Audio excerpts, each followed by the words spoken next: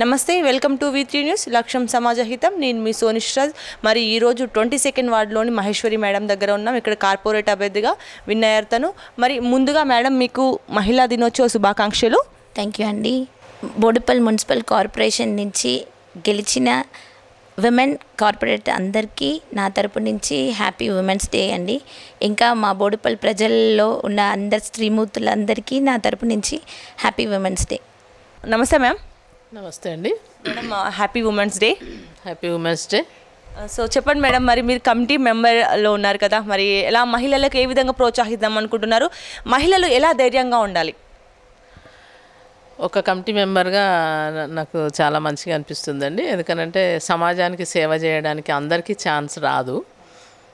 సరే, అందరూ కార్పొరేటర్ కావాలంటే కాలేరు, అందరూ రాజకీయాల్లోకి రావాలంటే రాలేరు. ఇవాళ రేపటి రోజులలో ఉన్న రిజర్వేషన్ ప్రకారం అందరము రాలేము. కాకపోతే ఈ విధంగా సమాజానికి సేవ చేయడానికి ఇది ఒక ఛాన్స్ వచ్చింది. ఆ అవకాశం తీసుకొని మాకు చేతనైనంత వరకు మేము అందరికీ సహాయం చేయడానికే ముందుకు వస్తున్నాము. సో మేడం, మరి ఇప్పుడు ఉన్న మహిళలు చాలామంది ఇంట్లో ఉండి పని చేయాలన్నా కూడా చేయలేకపోతున్నారు కదా, సో మరి అలాంటి వాళ్ళకి ఎలాంటి మెసేజ్ ఇస్తున్నారు మీరు? చేయాలని ఉన్నా చేయలేకపోతున్నాము అనేది రాంగ్ అండి. చేయాలని ఉన్నప్పుడు, మన లక్ష్యం గట్టిగా ఉన్నప్పుడు ఏ పనైనా చేయడానికి ముందుకు వస్తారండి. చేయాలని ఉండి చేయలేకపోతున్నాం అనేది అదంతా ఉట్టి మాట. చేయాలనే మనస్తత్వం ఉండి మన లక్ష్యం గట్టిగా ఉంటే ఏ పనైనా చేయడానికి ముందుకు రావచ్చు. సో మరి ఇప్పుడు మనం చూసినట్టయితే చాలామంది నిర్భయ చట్టాలు బయటకు వచ్చాయి. చాలామంది అభాగ్యులు ఆడపిల్లలు కొంచెం వాళ్ళు ఘటనలు జరిగాయి కదా, మరి అలాంటి సంఘటనలు జరగకుండా మీరు ఏం మెసేజ్ ఇస్తున్నారు మేడం? ధైర్యం ఎలా చెప్తున్నారు? అలాంటి సంఘటనలు అంటే ఆ సంఘటనలలో మనం ధైర్యాన్ని కోల్పోకుండా మనం కొన్ని జాగ్రత్తలు పాటించి అన్నీ ఎదుర్కొనేగలిగే శక్తి మనం తెచ్చుకోవాలి. అది ఒకరి ద్వారా ఒకరు చెప్తే వచ్చేది కాదు. మనమే ధైర్యాన్ని తెగించి వాటిని అడ్డుకునే ఇది మనం నేర్చుకోవాలి. అదేదో మనం సమాజం నుంచి అట్లాంటిది ఏదో వస్తుంది అని మనం భయపడినా కొద్దీ అది మనల్ని భయపెట్టిస్తుంది. కాబట్టి మనం ముందుకు రావాలి. మనం ముందుకు వచ్చి ఏ పనినైనా ధైర్యంగా ఎదుర్కొనే శక్తి వచ్చినప్పుడు ఎవరు ఏం చేయలేరు. సో మరి లాస్ట్గా ఫైనల్గా మేడం, మహిళా దినోత్సవం సందర్భంగా మీరు మహిళలకు ఎలాంటి మెసేజ్ ఇస్తున్నారు? ప్రతి మహిళ అంటే ఆపర్చునిటీస్ ఉన్నా లేకపోయినా సరే పోనీయండి, హౌస్ వైఫ్ అయినా పర్వాలేదు, వాళ్ళ వరకు వాళ్ళ పరిధిలో హౌస్ అయినా పర్వాలేదు, వాళ్ళ వరకు వాళ్ళు ప్రతి ఉన్న ఆపర్చునిటీస్ని యూజ్ చేసుకుంటూ వాళ్ళు బయటికి రావడానికి కొంచెం ధైర్యం చెయ్యాలి. ఫస్ట్ టైం ఇప్పుడు మేమందరం ధైర్యం చేసి ఇప్పుడు మేమెవరం కూడా బయటికి వచ్చిన వాళ్ళం కాదు. మాకు ఆపర్చునిటీ వచ్చింది. సో మనం డేర్గా ఇప్పుడు ఇన్ని రోజులు లోపల ఉండి ఏం చెయ్యాలని అనుకున్నామో ఇప్పుడు దొరికింది. కాబట్టి అలాగే ప్రతి వాళ్ళు ట్రై చేస్తూ ఉండాలి. మన ట్రై అనేది ఎప్పుడు వదిలిపెట్టకూడదని చెప్తున్నాను. సో మేడం, మరి మీరు ఎక్స్ప్లెయిన్ చేయండి. మహిళా దినోత్సవం సందర్భంగా ఫస్ట్ ఆఫ్ ఆల్ మీకు happy women's day. Thank you. Wish the same. So మరి మీరేం మెసేజ్ ఇస్తున్నారు? మరి మహిళలు ఎలా ఉండాలి, ఎలా ఉంటే సమాజానికి ఒక ధైర్యం అనేది మహిళకు వస్తుంది? యాక్చువల్గా ఇంట్లో మనము మన అమ్మనే మనల్ని డెవలప్ చేసేది. నాన్న అనేది ఏం చూసుకోరు పాపం. తను బయట సమస్యలు చూసుకుంటే ఇంట్లోకి వచ్చేసరికి నాన్న చూసుకోరు. అసలు మహిళ తెలుసుకుంటే ఏమన్నా చేయగలుగుతారు. ఈవెన్ ఇల్లు నా అనే ఫీలింగ్ వదిలేసి మన అనే ఫీలింగ్ పెట్టుకుంటే ఏదైనా డెవలప్ అవుతుంది. ఇప్పుడు ఇంట్లో అన్ని పనులు చేసుకున్న మహిళ బయట నా ఏరియా నా గల్లీ అనే ఫీలింగ్ ఉంటే మా కార్పొరేటర్కి మేము ఇలాంటి సపోర్ట్ చేయగలుగుతాం అనే ఫీలింగ్ మాకు ఉంది. కానీ ఇంకా చాలామంది మహిళలకు లేదు. అలాంటి ఫీలింగ్ తోటి అందరూ బయటకు వచ్చి చేస్తే మా 22 వర్డ్ అనేది నెంబర్ 1 వర్డ్గా తయారు చేయగలుగుతాం మేము. So okay madam, thank you so much. ఇంకా ఏమైనా మీరు మహిళా దినోత్సవ సందర్భంగా ఏమైనా తెలియజేయాలనుకుంటున్నారా?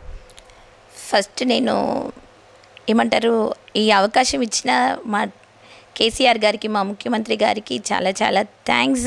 ఇంకా ఆ వర్డ్ కూడా చెప్పలేము, దానికి వర్డ్ లేదు. ఎందుకంటే ఆపర్చునిటీస్ అనేది ఇవ్వడం అనేది ఫస్ట్ పాయింట్. సో ఇప్పుడు ఈ పాలిటిక్స్కి ఇది ఒక ఫౌండేషన్ బేస్గా మేము స్టార్ట్ అయ్యాము. ఇంకా ఎక్కడి వరకు వెళ్ళాలి అనుకుంటున్నామో అక్కడ వరకు రీచ్ అవ్వగలుగుతామనే ధైర్యం అయితే ఉంది.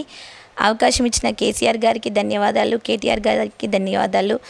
అండ్ నేను నిలబడడానికి నాకు సపోర్ట్ చేసిన మా హస్బెండ్కి కృపాసాగర్ గారికి నమస్కారాలు. ఇంకా నేను స్త్రీగా పుట్టడానికి నాకు ఏమంటారు, నా జన్మనిచ్చిన నా తల్లిదండ్రులకి, ఇంకా మా అత్తగారికి, నా ఫ్యామిలీ మెంబర్స్కి అందరికీ పెద్ద దండాలు. సో మేడం మరి ఇప్పుడు పట్టణ ప్రగతిలో మీ వార్డులో మీరు ఏం చేశారు మేడం? మ్యామ్, మేము పట్టణ ప్రగతి 24th నుంచి స్టార్ట్ అయిందండి. మేము వార్డ్ కమిటీస్ వేసుకున్నాము, మొత్తం 60 మెంబర్స్.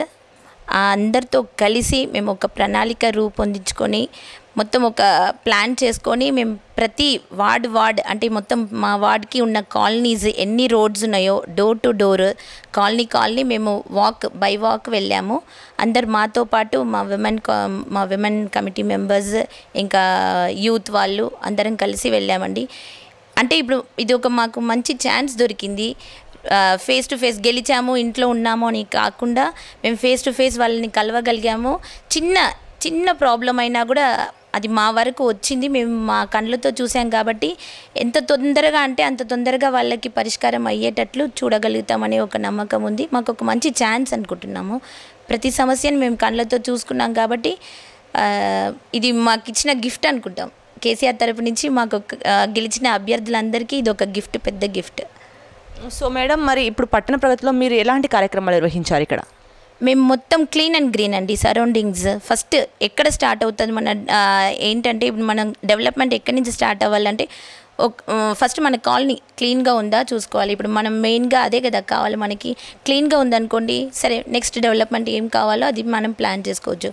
మేము సరౌండింగ్స్ అంతా ఎక్కడెక్కడ ఓపెన్ ప్లాట్స్ ఉన్నాయో ఈ సీజన్ ప్రకారం దోమలు ఎక్కువ కాబట్టి ఎక్కడెక్కడ పిచ్చి చెట్లు రోడ్ సైడ్ అయినా అవ్వనివ్వండి, ఖాళీ ప్లాట్స్ అయినా అవ్వనివ్వండి, ఇంకా కాంపౌండ్స్ ఉన్న దాని దగ్గర కూడా వాళ్ళని పర్మిషన్ అడిగి మా వల్ల అయినది మొత్తం క్లీన్ చేయగలిగినాం అనమాట. పిచ్చి మొక్కలు అన్నీ మొత్తం క్లీన్ చేసాము.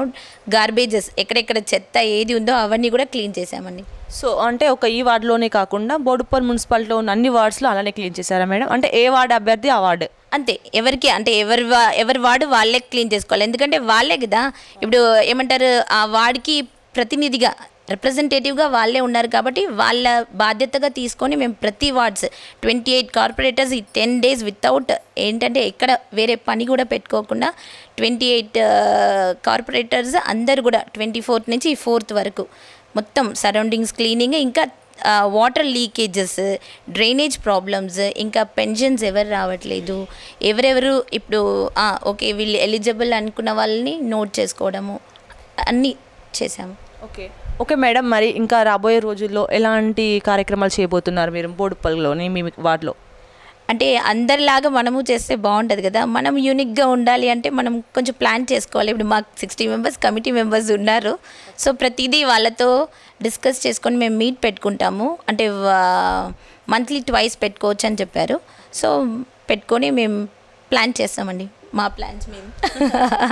అంటే ఒక్కొక్క కాలనీకి ఒక్కొక్క ఇష్యూస్ అనేది పెద్దగా ఉంటుంది, ఇంకొక దగ్గర తక్కువగా ఉంటుంది, అది నోట్ చేసుకొని చేద్దామనేసి. సో మరి గవర్నమెంట్ నుంచి మీకు ఏమైనా ఫండ్ వచ్చిందా? కేసీఆర్ గారు ఏమంటున్నారంటే ప్రతిదీ ఇప్పుడున్న ఇష్యూస్ ఏదేది ఉందో మీరు సర్వే చేశారు కదా, ఎక్స్రే చేసేసుకున్నారు, ఏదేది ఉందో వెంటనే కంప్లీట్ చేయడానికి మీకు ఎంతవరకు కావాలో అంతవరకు మొత్తం నేను ఇవ్వడానికి రెడీగా ఉన్నాను అని చెప్తున్నారు. మాకు ఫండ్స్ కూడా రిలీజ్ అయినాయి మేడం. ఓకే, అంటే మీ వచ్చిన ఫండ్ మొత్తం వార్డుకే ఉపయోగిస్తారా లేకుంటే స్వలాభం ఏమైనా చూసుకుంటారా? మ్యామ్, మేము టీఆర్ఎస్ పార్టీ నుంచి వచ్చాము. సో మాది ప్రజల కోసమే కాబట్టి వీఆర్ ఫ్రమ్ రిప్రజెంటేటివ్స్ కాబట్టి మేము కూడా ప్రజల్లో నుంచి వచ్చిన వాళ్ళం. సో అలాంటి సొంత లాభం అనేది ఏం లేదు, అది వాడి కోసం మాత్రమే ఖర్చు పెడతామని హామీ ఇస్తున్నాను నేను. సో గుడ్ మేడం, ఎందుకంటే ఇప్పుడున్న రాజకీయ పార్టీలలో రాజకీయ నాయకులు ఏంటంటే ఫండ్స్ ఎంత రిలీజ్ అయినా పేద ప్రజలకు అందించకుండా వాళ్ళ స్వలాభాలకు వాడుకొని మేము పనులు చేశామని చెప్పే ప్రజానాయకులు కూడా చాలామంది ఉన్నారు కదా. So that wise I'm asking you.